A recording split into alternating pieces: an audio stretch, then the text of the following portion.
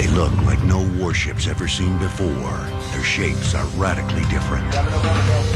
No crewmen are allowed on their decks. They have hidden guns that rise to fire, then disappear from view. These are the ships of the future, designed to stalk enemies while hiding behind a cloak of deception and invisibility. Loaded with the most advanced technology, they sail into a new frontier, the exciting new world of sea stealth.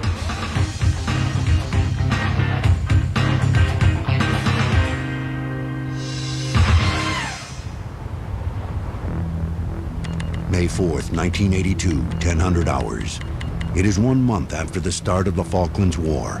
Today, the British destroyer Sheffield is on radar scouting patrol here in the South Atlantic.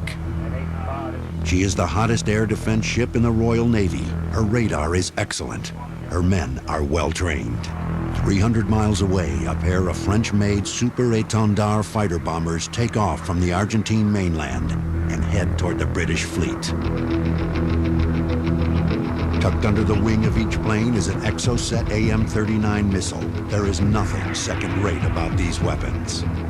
50 miles out from the Sheffield, the Exocets are released and head on a collision course with the British destroyer. The missiles skim just above the wave tops as they streak toward the Sheffield at almost 700 miles an hour. At this height, they are almost undetectable. The ship's electronic countermeasures do reveal that a radar beam has locked onto Sheffield, but for some reason it is not identified as a missile, and the ship continues on its mission. At last, an officer sees the Exocet approaching, but it is too late.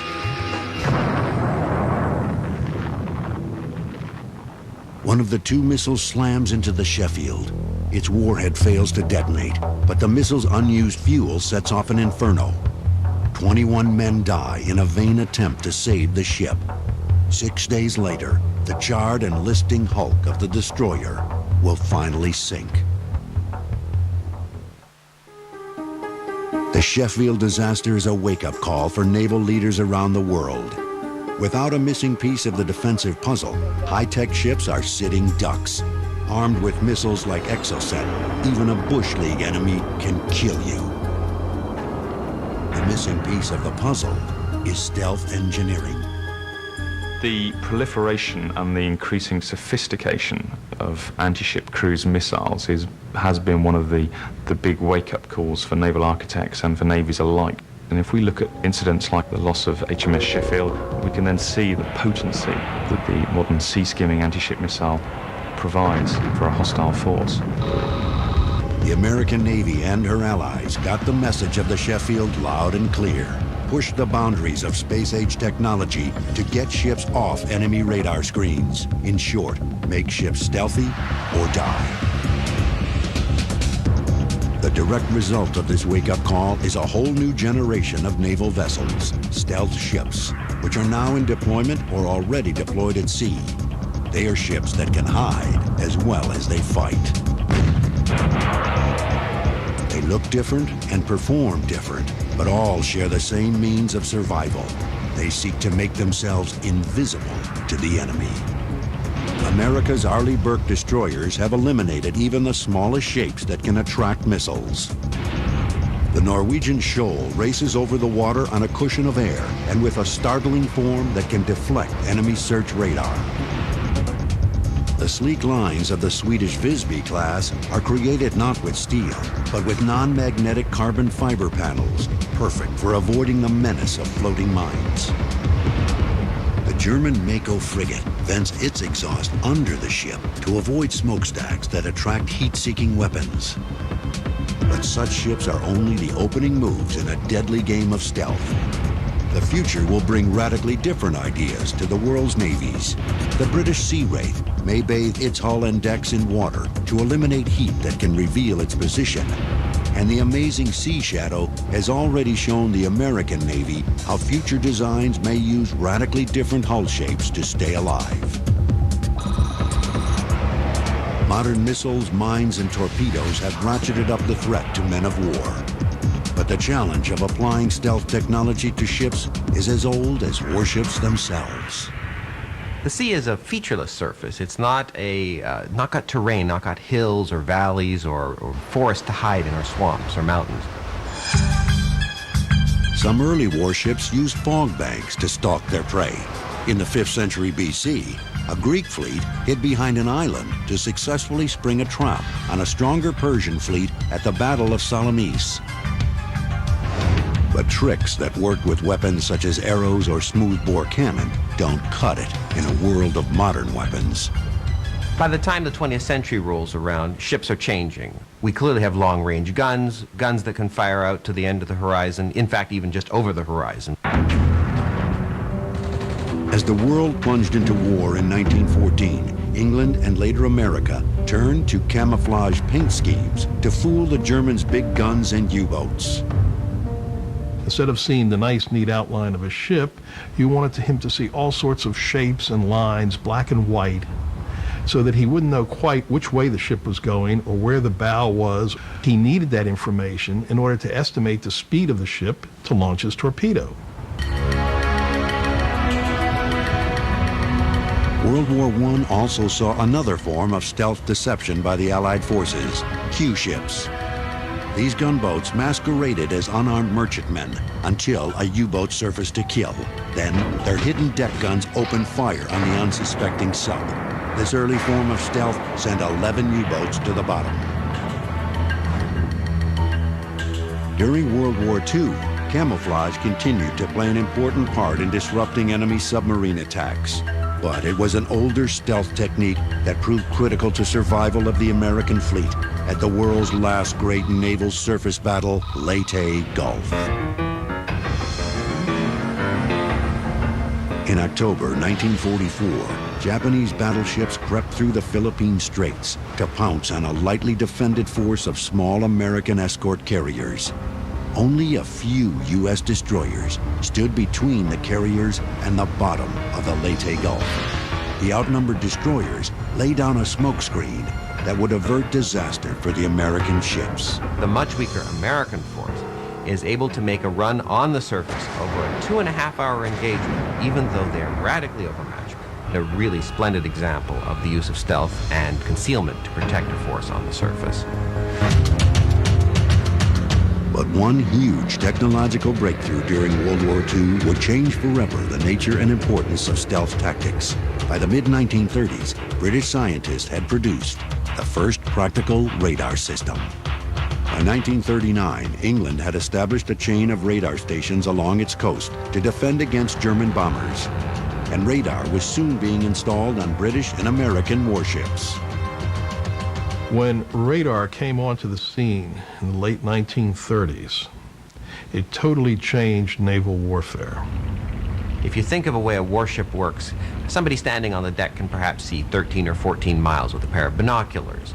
With radar, you can see 60, 70, 100 miles. And of course, later on, when you start putting radar on airplanes, you can see much, much further, several hundred miles away. By the 1970s, the Soviet Navy was the largest in the world. Its ships bristled with radar-guided missiles, and new technologies were joining radar to offer new threats to ships at sea. Advanced sonar, magnetic imaging, and infrared detectors created new and devastating sensors that could direct missiles to targets. By the 1980s, American naval architects were working on a stealth warship that would counter enemy radar. The Air Force was already creating stealth designs that would ultimately become the B-2 bomber and the F-117 attack aircraft. Making a 65-foot-long airplane invisible to radar was feasible. But the Navy's challenge would prove more difficult. The problems of building a stealthy warship 10 times as long and weighing 9,000 tons challenged the imagination of designers. The lives of future sailors would depend on building new warships that can sail in safety behind the protection of stealth.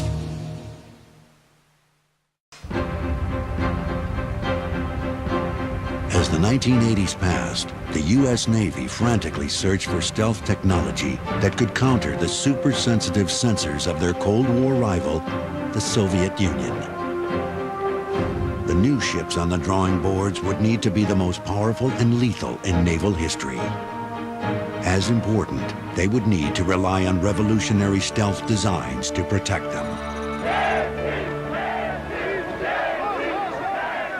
But in 1991, a new Russian revolution changed the rules of the game in naval warfare overnight. By the late 90s, much of Russia's navy lay abandoned or helplessly tied to their piers for lack of money. The worldwide threat of Russia on the high seas was history. With the end of the Cold War, the mission of America's Navy would undergo strategic changes. A dramatic shift away from deep-sea military activity has made the stealth race more critical than ever. What we've seen in the last 15 years is a wholesale shift away from the open ocean blue water standoff that was there between the former Soviet Navy and the US and its NATO allies. And what we see now is the whole shift of maritime operations moving into the near land areas, or what we call the littoral area. The term littoral refers to waters bordering coastal regions. Straits, bays, gulfs, and small seas are now the object of U.S. naval strategy. These littoral regions may range from half a mile to 100 miles offshore. The Navy's evolving mission in these shallower inshore areas include air operations, cargo delivery, gunfire support, mine clearing, and the support of special operations like SEAL team landings. The threat of going mano a mano with hundreds of Soviet warships may have vanished. But pulling off new missions in these littoral waters presents new threats from countries with even the weakest of navies. Terrorists in small rubber boats can now threaten our greatest warships, as evidenced by the attack on the USS Cole in October 2000. Those countries do have the ability to inflict great damage through what were unconventional means 20 years ago. Small boat swarm attacks on our ships, coastal missile sites with coastal radar sites that, if you operate in the blue water, cannot reach you. But now when you have to take the fight into littorals, then you have to come within range of some of those systems. Now, even relatively poor nations can afford deadly radar and missile technologies that dangerously litter global weapons markets. The obstacles to building truly stealthy ships are well known. All ships moving through the water present signals or tracks of their presence. These tracks are called signatures. The most obvious signature is the shape of the ship itself. With nothing to hide behind, this outline is what is detected by the search beam of radar and is called a ship's radar cross-section or its radar signature. What people think of when the word stealth is mentioned is the appearance of the ship, and that's the shaping of the ship to reduce its radar signature. Minimizing this signature or cross-section can be the difference between surviving and dying from a missile attack. Until recently, most warships made inviting targets for radar. The sides of the hull, the bulkheads, and funnels were all built at 90 degrees to the water, perfect geometric shapes to bounce a radar beam directly back to an attacking missile. Sailors who served in them were unaware that these ships were actually inviting a deadly attack. This is the model of the USS Spruance, the lead ship of the DD-963 class. It was designed in the 70s. Consequently, you see a lot of examples on this ship that are bad for radar reflectivity and bad for reduced radar cross-section. The exterior bulkheads run vertically. They hit the main weather deck at a 90-degree angle, creating a shape all the way along the intersection of the superstructure and the deck that is almost a perfect reflector for radars. The intakes for the turbines that are below in the engine room are covered by louvers, which have a design like open slats in the Venetian blind. That allows radar to get inside of the large air management system of this ship and reflect back in an almost perfect fashion to any homing missile that's seeking this ship out with radar. Radar cross-section isn't the only signature that betrays a ship's position. Modern infrared sensors rely not on radar waves, but on heat to reveal their prey. A steel ship on the water, because of its engines, because of its heating system, all combine to give a thermal signature, a heat signature to that ship. And of course, the engines have exhaust. You also have reflected heat. In sunlight, a metal shape will reflect heat. There are means of detecting that heat by infrared. One of the trickiest problems to overcome in building a stealthy ship is sound. All ships make noise as they move through the water, and noise in warfare can kill. Water is an excellent conductor of sound. A ship's machinery, particularly the propeller shafts running through the ship, send powerful sound waves to those who might be tracking her. Propellers also broadcast a ship's presence. The problem with propellers is that they, when they're going at high speed, they do what is called cavitate, which is basically bubbles exploding on the tips of the propellers. Propellers also create a large wake. This mass of bubbles floats in the water for miles behind the ship. They form a pathway that can be spotted by satellite, and that can also guide a speeding torpedo directly to its target. All of these signatures combine to transform ships into perfect targets. As sensors have increased in power and the weapons they control in deadly effectiveness, new ways to survive at sea are being sought. In a moment, we will enter a whole new world of maritime technology. It is a world that is creating new shapes, new ships, and new ideas for a stealthy future at sea.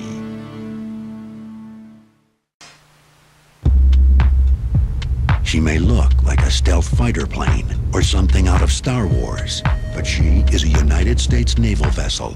She is 162 feet long and cruises at 13 knots. But this remarkable prototype is like no other in the Navy. Her deck is empty of sailors. Her bridge lacks a steering wheel, and she sails with no superstructure or rudders. Her name is Sea Shadow, and she is turning stealth theory into reality. She is not often photographed up close, but we are getting a rare look at one of the first of a new generation of stealthy ships. Her eerie shape and remarkable propulsion and steering systems break the mold on how Navy warships of the future will look and operate. Sea Shadow certainly is different than any other Navy vessel. There are a couple of reasons that drive that. The reason for sloping the sides is to reflect the radar energy away. It's similar to taking a flashlight and shining it in a mirror. If you tilt the mirror back and shine a light at it, then it goes off in another direction.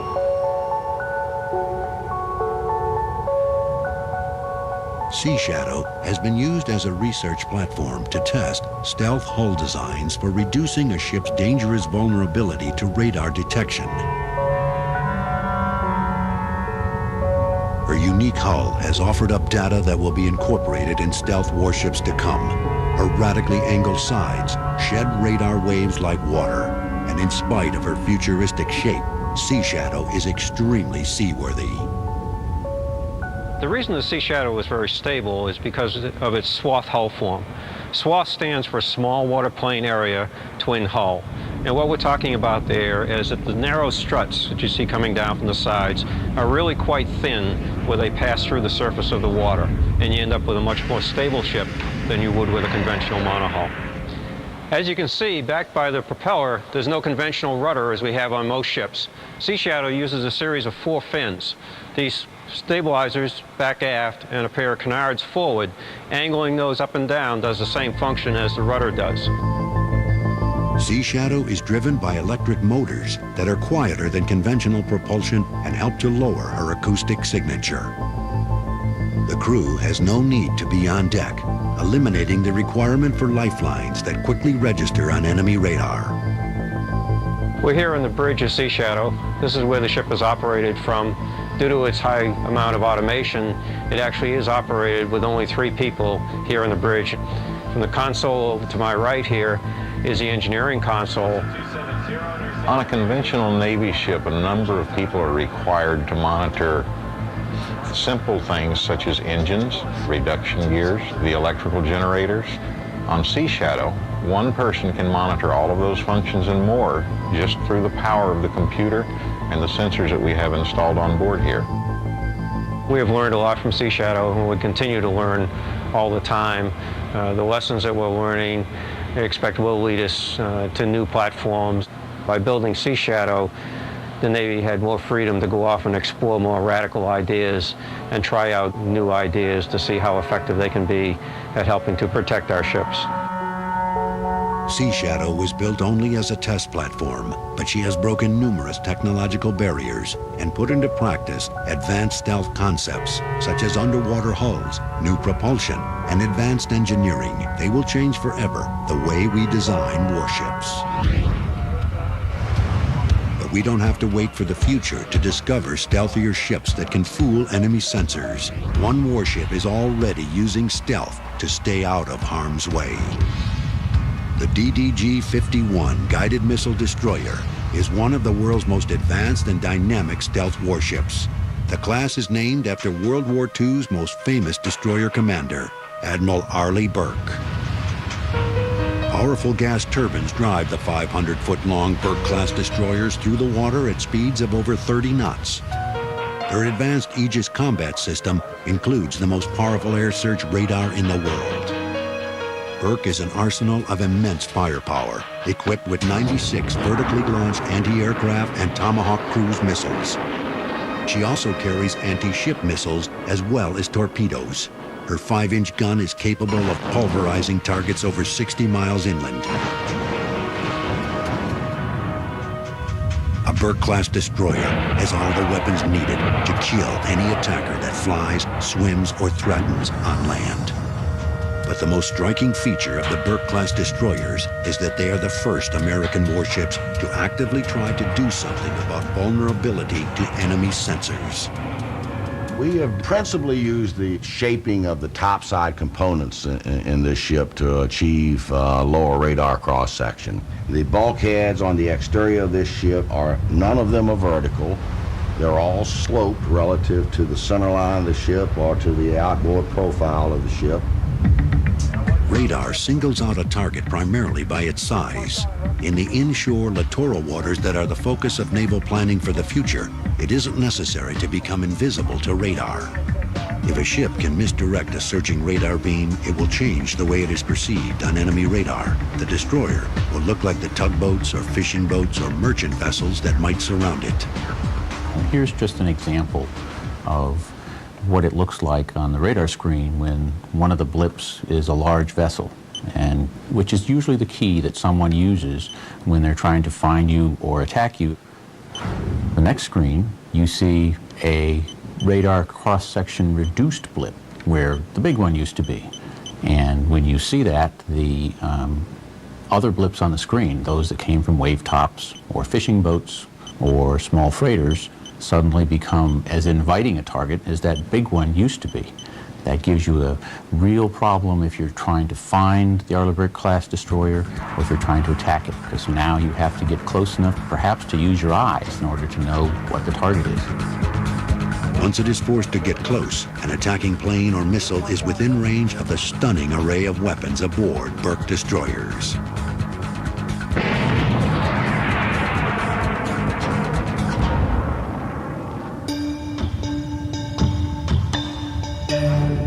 Integrating stealth technology into the Arleigh Burke destroyer has been one of the most ambitious shipbuilding programs in history.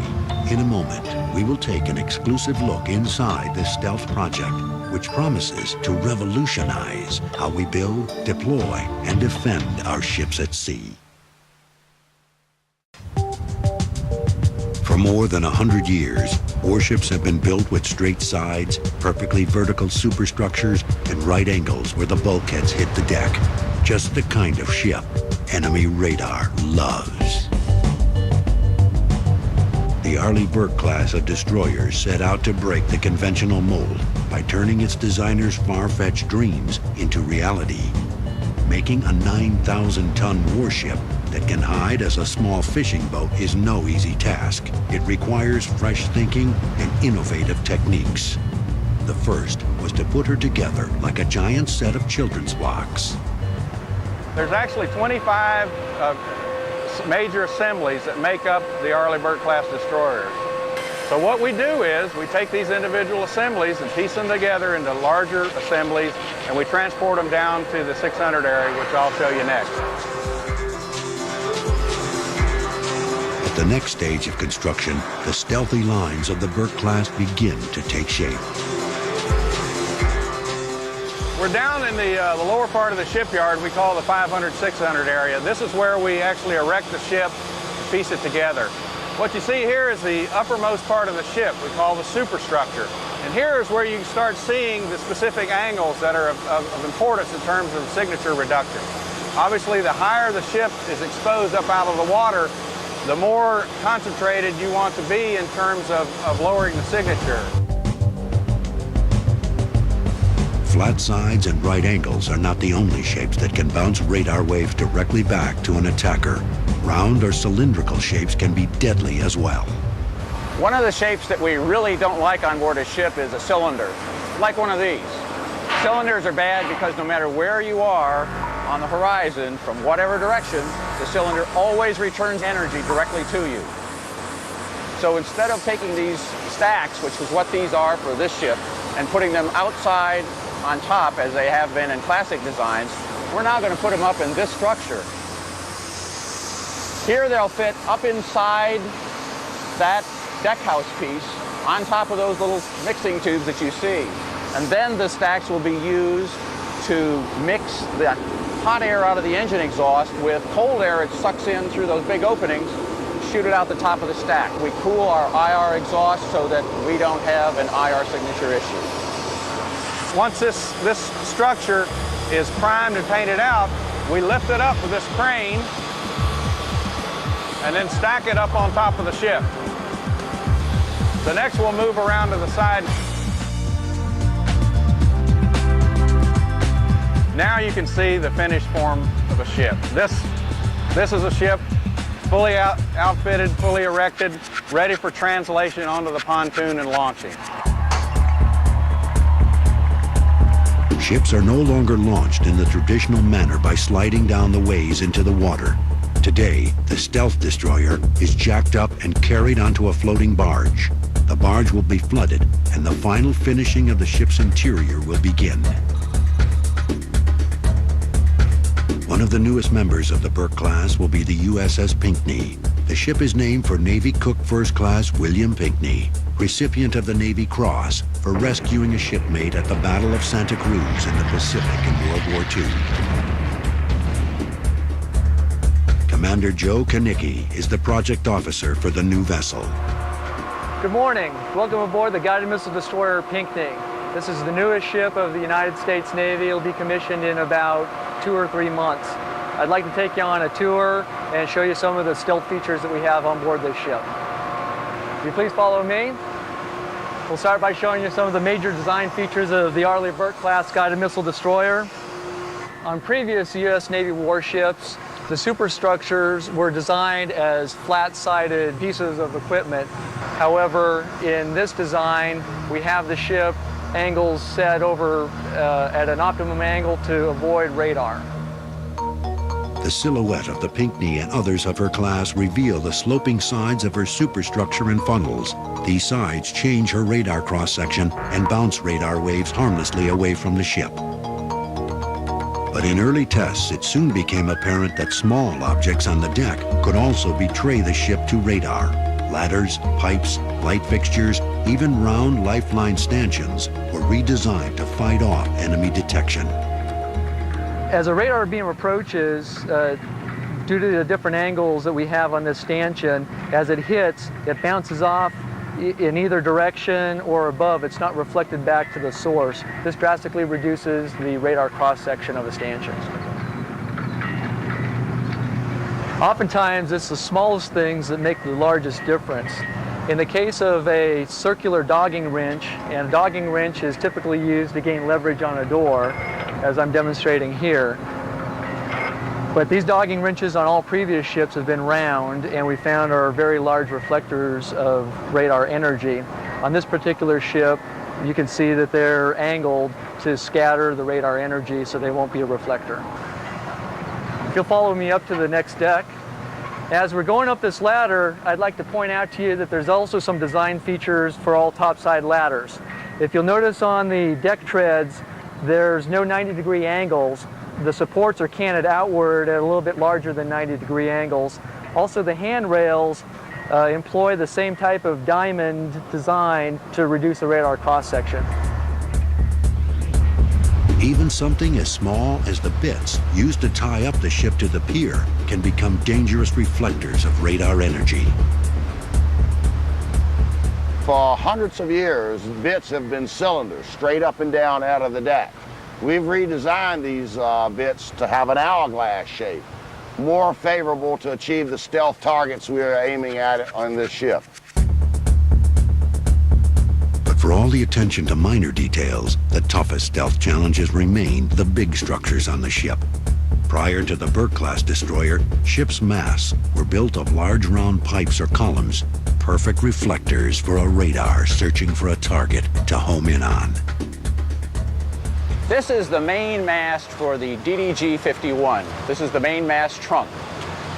A traditional mast is designed and built with cylinders or tubes that are pretty much vertical. We needed to eliminate those on the DDG, so we went after something that was non-traditional. This flat side looks like it caused a problem, but when we put it on the ship, we actually tip it. And once it's tipped, now I have a flat side that sends the energy away from a radar receiver. Let's go take a look at what the finished product looks like. Here then is our finished product. Over in the yard we saw the pieces laying on the ground. Now you see them erected as a radically different mast than we saw on any other ship in the past. We've got the square tube in the center, it's shaped, it's tipped back, so now it looks just like the kind of shapes that we want to take to sea for radar control. We're very proud of the ship that's been constructed. It represents the best of American ingenuity. It's designed to take its crew into battle, defeat the enemy, and bring our sailors home safely. But for all their advances, the Burke-class destroyers are just a preview of what's to come. The future promises radically new designs that will push the look and performance of fighting ships to a new level of stealth and sophistication. When we return, engineers give us a unique look into the future of stealth ships around the world. Ships that look different, handle different, and fight different, taking warship design where it has never gone before.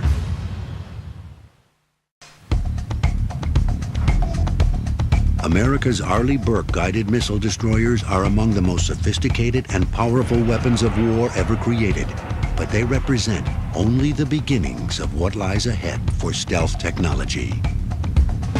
On the banks of the River Elbe in Hamburg, Germany, the Blohm + Voss shipyard has been creating ships of all kinds for almost 130 years.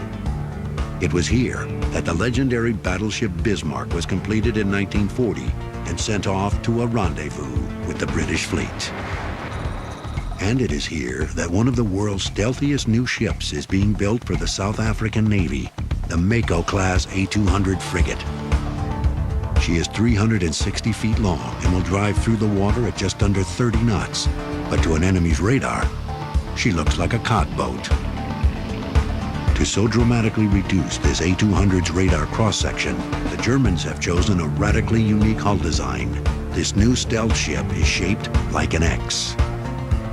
A major design principle within the MEKO Blohm + Voss ships is the reduction of the radar cross-section by the so-called X-shape. The X-shape is a way of tilting the superstructure of the vessel in order to deflect the incoming radiation. Like the US, German designers are concerned about the infrared signature given off by heat escaping from the exhaust funnels. Infrared sensors can read this heat many miles from the ship. The Germans have solved the problem of hot funnels by eliminating them completely. As you can see here, we have no funnel.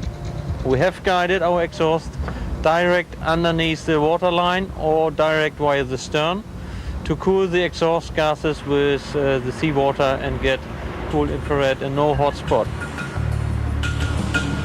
The Blumenvoss shipyard, like most in the world, continues to make ships from steel. But just across the Baltic Sea from Germany, the Swedes and Norwegians are pioneering the construction of high-tech ships made from a space-age material that is creating a revolution in stealth design. One of the results is the Swedes' stunning new class of warship called Visby. Named after a Swedish city, this sleek and speedy corvette not only looks different than any other in the world, it is also made differently. Its hull is formed not from steel, but from 2-inch thick carbon fiber panels. Although they look like fiberglass foam insulation used in home construction, these panels are extremely tough, yet very lightweight, and they are proving to rival steel in their resistance to damage. Composite is built up around the core of rigid foam of PVC. It's stiff, rigid, and doesn't absorb water. On each side of that core we apply laminate. And the laminate is a combination of fibers of glass, and in the Visby case it's carbon fiber. The carbon fiber laminate is glued onto the foam panels with vacuum pressure. Then the finished panels are cut to size with a high-pressure water jet. Much cooler, much easier than steel. The composite has been used to form the Visby into a stunningly original stealth shape, with angles that can bounce threatening radar signals away from the ship.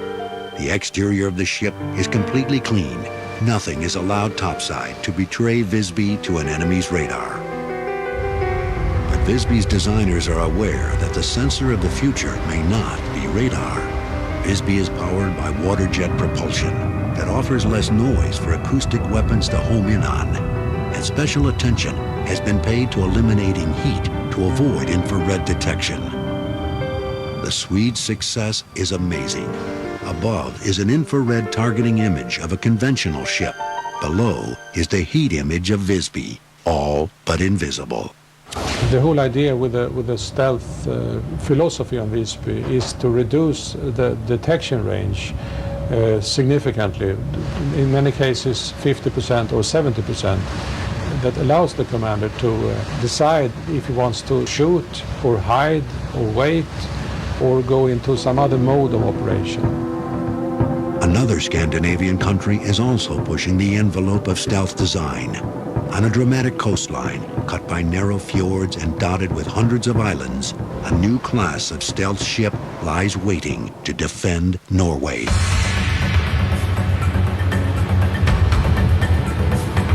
Her name is Skjold, Norwegian for shield, and this seagoing speedster is something special. Norway has long maritime traditions. We have combined our experience with high technology, research and development. We have achieved to build a ship that has extreme seakeeping performances and stealth technology. And this makes this ship state-of-the-art of modern vessels. Skjold is driven by water jets at an incredible speed of over 50 knots. Just like the Swedes' Visby class, she is built of lightweight composite, and her hull and superstructure are also smooth and angled, offering a poor target for enemy radar. Skjold rides over the water on an air-cushioned catamaran hull. This new ship, compared to a conventional hull, has a lot of advantages. It has much higher speed. It has better seakeeping performances. This ship is hard to detect on a radar because it's built by stealth principles. But all of these innovative vessels offer only a hint of what stealthy warships may look like in the future. Work is already underway in the U.S. Navy to create a whole new generation of stealthy vessels. Leading the way will be a revolutionary ship that today is known only as the DDX. DDX will look unlike any other ship ever built. A radically slanting hull will deflect radar. Her decks will be barren of anything that could give away her presence. No sailor will normally be allowed on deck. For most of her crew, life aboard will be like serving in a submarine. Missiles will be dispersed and hidden in the ship's sides. Her mast will will be stealthily concealed inside a sleek superstructure. DDX will be propelled by electric motors that give off considerably less noise to betray the new ship's position. The first DDX is expected to join the U.S. fleet in 2013. One of her missions will be to work close to shore to offer gunfire support to land forces. In future planning, Marines will be dropped behind enemy lines with lightning speed. To do this, they will carry less of their own artillery and rely more on the guns of DDX. Guns that are as stealthy as they are devastating. The barrel of the 155mm gun is hidden until it rises to blast 10 shells a minute over 100 miles. Once fired, satellites will guide the shells to their target with an accuracy measured in yards. When finished firing, the barrel again hides from radar detection. DDX will be so highly automated that she will be crewed by as few as 125 sailors, less than half that required by today's ships of her size. I have no doubt that that ship will be extremely hydrodynamically effective, that as a piece of engineering it will be a marvel, and that as a piece of stealth technology it will be par excellence. There will be nothing as stealthy as that ship. The DDX is a radically different looking ship, and I think that is an example certainly of the general direction in which ships are going to go. The Navy is also developing a close relative of DDX, the Littoral Combat Ship, or LCS. 3 companies are currently competing to design this radically new ship. If built, LCS will engage in anti-submarine patrols, mine countermeasures, and launching and recovering secret special ops teams, such as SEALs. LCS will sail into battle at speeds of up to 50 knots and will be as stealthy as any ship in the world. Both DDX and the Littoral Combat Ship will lead us to a whole new world of stealthy warships. Amphibious landing ships, the ugly ducklings of the old Navy, will feature stealthy-shaped masts and smooth surfaces. SEAL teams will sneak ashore riding in a stealthy underwater delivery vehicle. When their mission is completed, it will carry them back to a mother submarine. It is safe to say that in the Navy of the future, most ships will be dominated by stealth technology. Shapes will remind you some of spacecraft, perhaps, is the best term. But if you look at airplanes, you get a good idea of where we're going with ships. Currently, our Air Force counterparts fly in B-2s that are made of composites and look like boomerangs. And for the future, I think you'll see that same sort of transition in the shape of ships. I'm not sure I can visualize the actual shape of a warship in 100 years' time, but I can tell you some of the things it will be. It'll be submersible. I think that all warships will be capable of going under the surface. I think it'll be fast. I think it'll be cost-effective. In other words, it'll have a propulsion system which will allow it to stay at sea longer. I think it will have fewer crew. Ships may become fully automated, sailing across oceans and carrying out their missions with no crew at all. Use of lightweight composites and hull designs, such as catamarans, trimarans, and surface effects, will allow ships to hit speeds of almost 100 knots. Whatever their size or mission, warships will possess new levels of stealth capability that will make them increasingly hard to detect. But as research continues on stealth, so too does research on ways to beat it.